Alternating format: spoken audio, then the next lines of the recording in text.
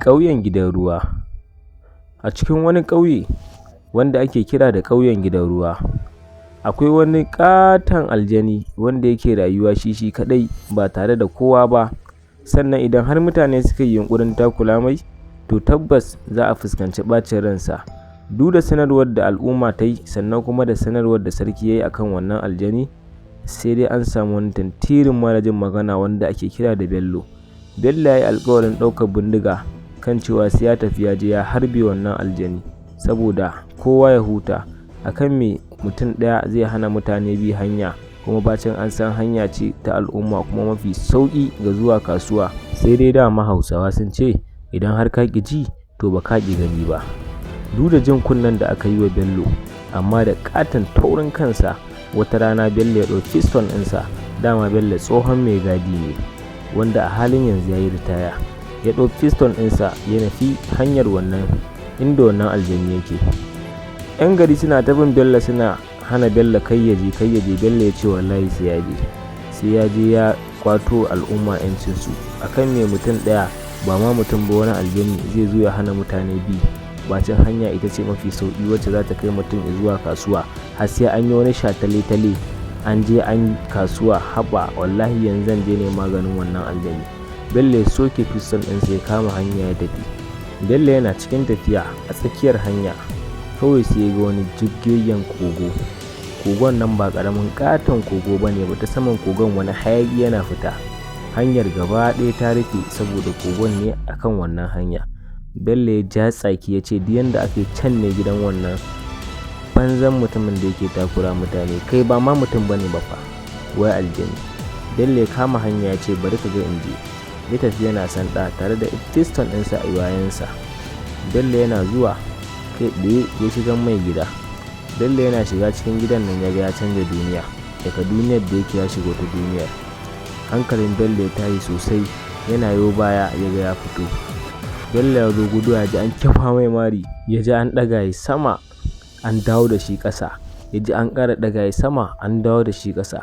Hankalin Bello ya tashi, gashi kuma bai ga kowa ba. Can yana juyawa kawai ya ga wani hoto.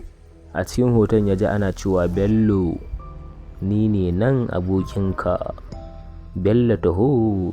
Hankalin Bello ya tashi sosai, inda Bello ya jawo ƙofa zai fita, ya ga ƙofa ta sauya guri ta koma ɗayan ɓarin. Bello ya ji tsoro, ya fara ihu, ya ji an ce idan har baka rufe mana baki ba to tabbas za mu cinye ka a nan gurin, saboda haka ba ma son wani surutu. Bello ka nemi guri ka zauna. Bello ya zo zama, ya ga kujerar ta zama ƙaton tsinin wani ƙarfe, wanda da a ce Bello ya zauna akan wannan kujerar, da yanzu maganar wani ake ba dai Bello ba. Bello ya maza ya tashi, ya zo zai zauna a ɗaya kujerar, kawai ya ga wasu ƙatin ɗin kunami, kowace ta ɗana tana jiran zaman Bello. Bello ya ce ya fata zaman, a gaya mai abin da za a gaya mai ya koma. Kawai ya ji wata iska, a cikin iskar wata magana tana fita tana cewa ai tun da ka shigo nan ba za ka fita ba. Shin ban jawo mutanen gari kunne ba? Nan fadar sarkin aljanu ce, duk wanda ya shigo bare taɓa fita ba. Bello ya ji tsoro sosai, ya rasa ya zai, ya ringa ba da haƙuri, ya ji an ƙara kifa mai mari. Bello ya ji ya ɗauke wuta. Kawai Bello ya ga wata bulala ta taso da kanta. Hankalin Bello ya ƙara tashi. Bulalan nan ta zo kusa da Bello, kawai ta daddage ta zula mai a jiki. Bello ya ƙulla ƙara ya ce wayyo mamana. Ya ji ana ta zane shi, ya rasa mai zane shi. Bello ya ka faffasa mai jikin shi luhu. Sannan Bello ya samu ya buɗe ƙofa ya fito. Ya to da gudu, ko ya ji ana bin sa. Juyar da bai ido biyu da wannan mutumin ya kwalelan kai ga kwala-kwalan ido, yana mai dariya yana bin sa. Bello yana gudu ana kifa mai mari, har ya shigo cikin gari. Yana gudu bai tsaya a ko ina ba sai fadar sarki. Sannan sarki ya ga Bello, hankalin shi a tahe. Sarki ya ce me ya faru? Bello ya ce ruwa. Sarki ya ce a ba Bello ruwa. Aka ba Bello ruwa. Sannan sarki ya ƙara tambayar Bello me ya faru. Sannan Bello ya ce idan ka ƙi ba ka ƙi gani ba, inda rabon a sha duka bari ba ta magani, bayan da ba a yi da ni ba kan na je gurin nan, a dai da shauran kwana na a gaba.